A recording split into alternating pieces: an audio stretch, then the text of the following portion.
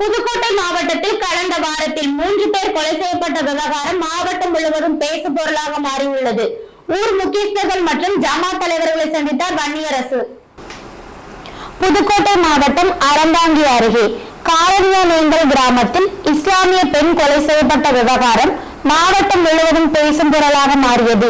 இந்நிலையில் சம்பந்தப்பட்ட கிராமத்திற்கு நேரடியாக சென்ற விடுதலை சிறுத்தை கட்சியின் மாநில துணை பொதுச் செயலாளர் வன்னியரசு கிராமத்தைச் சேர்ந்த முக்கியஸ்தர்கள் மற்றும் ஜமாத் தலைவர் மற்றும் ஜமாத் பொறுப்பாளர்களை சந்தித்து இஸ்லாமிய பெண் கொலை செய்யப்பட்ட விவகாரத்தை கேட்டறிந்தார். காரணியானேங்கல் கிராமத்தில் உள்ள அல் நூர்ஜிமா பள்ளிவாசல் வளாகத்தில் ஜமாத் பொறுப்பாளர்களை சந்தித்த வன்னியரசு இஸ்லாமிய பெண் கொலை செய்யப்பட்ட விவகாரம் மற்றும் அதனைத் தொடர்ந்து மாவட்ட நிர்வாகம் எடுத்த நடவடிக்கை, காவல்துறையினர் எடுத்த நடவடிக்கை பற்றிய விவரங்களை கேட்டறிந்தார்.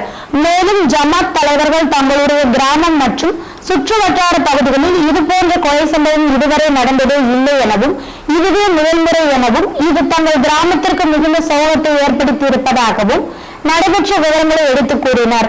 மேலும் அவர்களிடம் உரையாற்றிய வன்னியரசு இது சம்பந்தமாக மாவட்ட நிர்வாகம், காவல்துறை மற்றும் விடுதலை சிறுத்தை கட்சி தலைவர் தொல் திருமாவளவன் MP ஆகியோருக்கு விளக்கம் வழங்கப்படும் எனவும் இதுபோன்ற சம்பவங்கள் நடக்காதவண்ணம் இருக்க விடுதலை சிறுத்தை கட்சியின் முன்னெடுப்பு நடவடிக்கைகள் இதுபோன்ற சம்பவங்கள் நடக்காதவண்ணம் இருக்க விடுதலை சிறுத்தை கட்சியினர் முன்னெடுப்பு நடவடிக்கை மேற்கொள்வார்கள் என தெரிவித்தார்.